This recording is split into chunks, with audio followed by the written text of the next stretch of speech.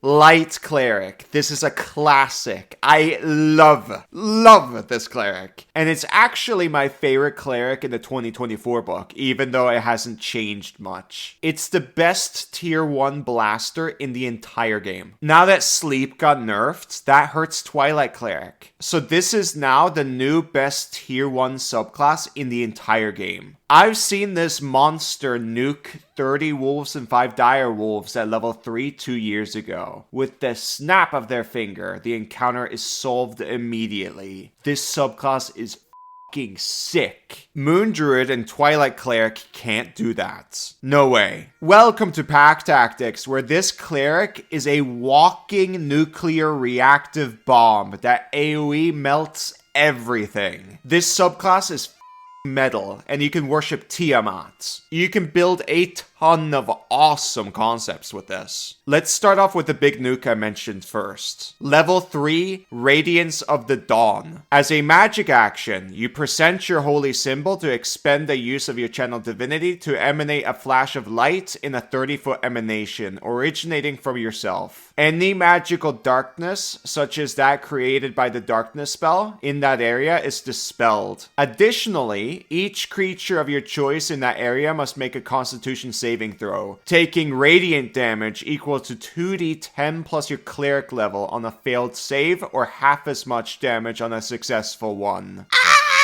This is a 10 out of 10! Oh, yeah. Unfortunately, it got nerfed though. Before you got this at level 2, now you get it at level 3, but it's still the best tier 1 blaster in the entire game. Like, look how big that 30-foot emanation is. It's huge. Nothing is remotely close to this in tier 1. Oh, this picture is art. It's so good. This monster destroys. Like I said before, I've seen this thing destroy 30 wolves and 5 dire wolves. Without Fog Cloud, literally every class dies here. This doesn't. This nukes everything. The average damage as soon as you get this feature is 10.5. This damage doesn't affect your friends. A regular wolf usually has 11 HP, so that's so close to average. Just to compare the damage to Spirit Guardians at 3rd level, Spirit Guardians is 10.8 DPR with a smaller emanation. That is incredible. So against those 30 wolves and 5 dire wolves, I've seen someone do over 300 damage in one turn at level 3. No one can do this at level 3. And he has another channel divinity here. He could do it again. That's another 300 damage. Like, guys, just take in the picture I'm showing you right now. The average damage and the emanation is insane. Wolf encounters are the #1 biggest killers in tier 1 play. I've seen so many people die to wolves. At one point in the community, it was a meme because I talked about it all the time. Twilight Cleric and Moon Druid struggle here. Now, those subclasses do have spells to deal with the situation, but it's still super duper dangerous. Moon Druid at least has Fog Cloud, but if they lose that Fog Cloud, it's over. They're dead. If you're unsure why Fog Cloud is so important here, stay tuned. I'm gonna make a heavily obscure video very soon. I've seen people underrate this feature, and it drives me nuts. It makes me so mad. Swarm encounters at tier 1 are the most dangerous encounters, especially if they have pack tactics. People die. Barbarians are ripped to shreds. I saw that recently too with Velociraptors. No one gets an AoE damage effect like this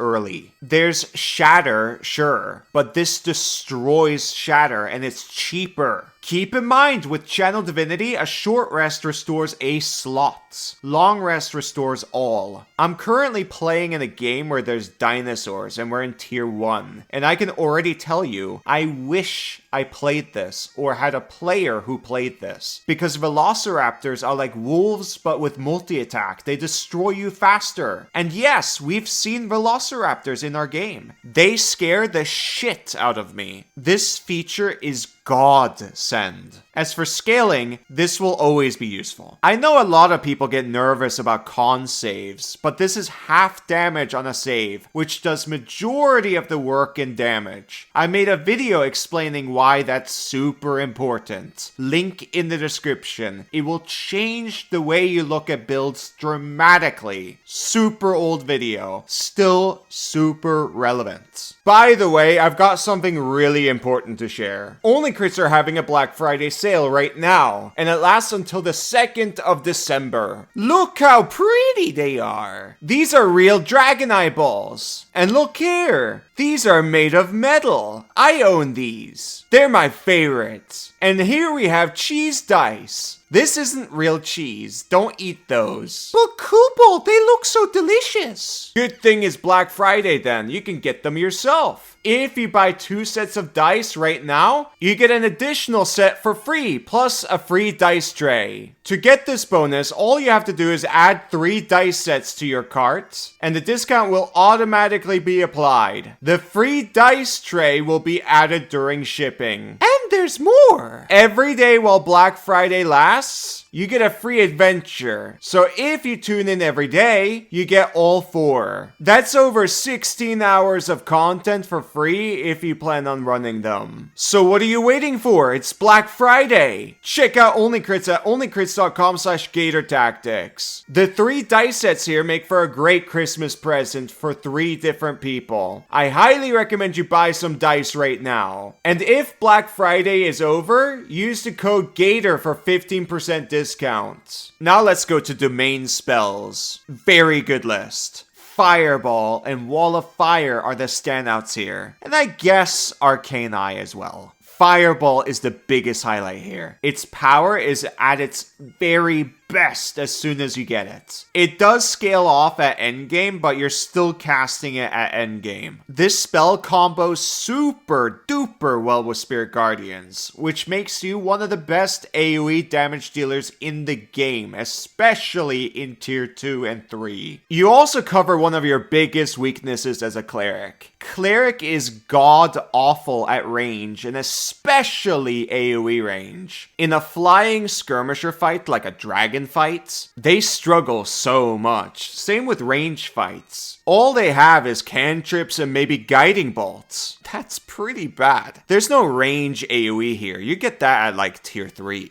This fireball is so extremely important for clerics. It's more important than a land druid getting fireball. Druid getting a fireball is a dream come true for druid players. That's so fucking big. And this is actually bigger. And because you get fireball, out of all the clerics, you're the best at range skirmishing with mounts. That's a playstyle you never see with clerics, and this is the best one at it. So this opens up a really unique playstyle here. If you have 1 or 2 encounter days, then blow everything. Spirit Guardian setup and fireball, fireball, fireball, fireball. Oh, the enemies are close to me now. Walk around with Spirit Guardians and Radiance of the Dawn. You are a walking nuclear reactive bomb. Just talking about this makes me want to play this at a regular table. It's like playing Vampire Survivor. Dodge and throw fireballs and Radiance of the Dawn.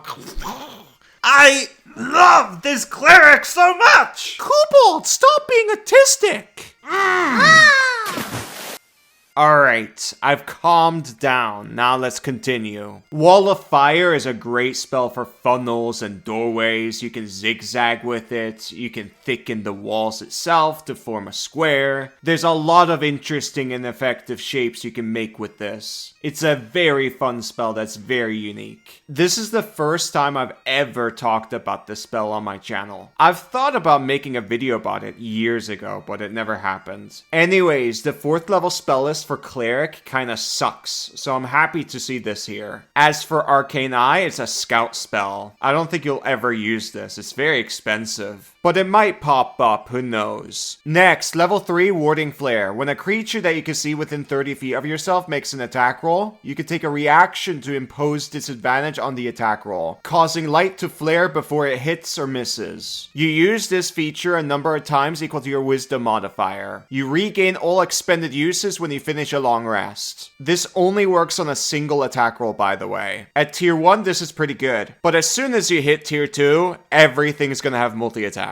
And getting shield on a cleric is really easy now with Magic Initiate boost. Shield is perfect to safeguard your Spirit Guardians, for example. Still though, if you run out of shield, you have this as backup. But if you're fighting a creature with single attacks, then use this instead. If there's a mob encounter like this with the wolves, then use shield. When you reach level 6, this feature improves. You regain all expended uses of your warding flare when you finish a short or long rest. In addition, whenever you use warding flare, you can give the target of the triggering attack a number of temporary hit points equal to 2d6 plus your wisdom modifier. Short rest resource with a ton of uses. Still though, not as good as shield spell, but it might come in handy. The real highlight here is the temp HP. You can have your friends punch each other to trigger this feature, but that's super silly and immersion breaking. Or at least to me. I guess you guys could flavor it to, I don't know, like a fist bump or something like that. That's probably the most sane thing. You could ask the DM to homebrew it to not need the attack, but that's technically a boost. But this is so easy to trigger. I would just allow it. Every short rest, you can give 11 or 12 temp HP on average to potentially your whole party. That's very good. It's like a short rest aid for the party. Aid is still better, but it usually goes away after one encounter. Well, it depends on how the party fights and what the encounters are. I have seen aid last an entire dungeon crawl before. Now for capstone at level 17. Kobold, it's the plague! It's not the plague. By the way, I can't say the name on YouTube because it puts my video in a strange category. So I'm just gonna read the feature. As a magic action, you can cause yourself to emit an aura of sunlight that lasts for 1 minute or until you dismiss it. No action required. You emit bright light in a 60-foot radius and dim light for an additional 30 feet. Your enemies in the bright light have disadvantage on saving throws against your Radiance of the Dawn, or any spell that deals fire or radiant damage. You can use this feature a number of times equal to your wisdom modifier, and you regain all expended uses when you finish a long rest. It affects enemies in the 60-foot emanation of bright light. The intent here is that they want you to use this feature with Sunburst, Conjure Celestial, Spirit Guardians, Fireball,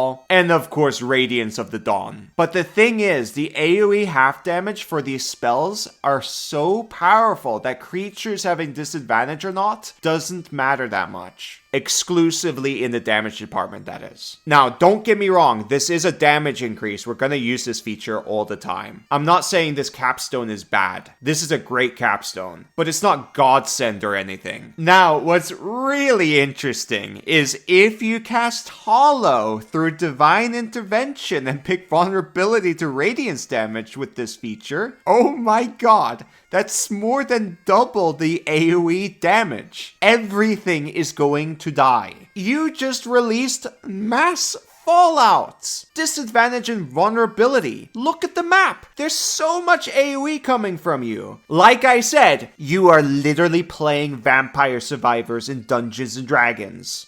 Whew. This subclass is sick. This is my favorite subclass in the game. It goes kaboom. Yeah, this is the Gator subclass. Gator just blast. He doesn't care about resources. Ah, the party conserves for me. Yeah, that can work out. Anyways, it's incredibly hard to say if this subclass is better than the Evoker. If you were to judge subclasses alone, then yeah, Life Cleric annihilates Evoker, especially at tier 1. They get that dinky little cantrip feature at level 3, even though it's a blaster. I think they should man up and be a blaster early. But Evoker has the best spell list in the game, which annihilates clerics due to versatility, mobility, and shutdown. So I'm curious what you guys think is better. I absolutely love this subclass. This was such a fun video. I am 100% going to play this. I want to roleplay as a walking nuclear bomb of Tiamat. That is so metal. End of video. Don't forget to check out the Black Friday sale on Only Crits. Get some dice, a tray, and some free adventures. Thank you for watching. Bye bye.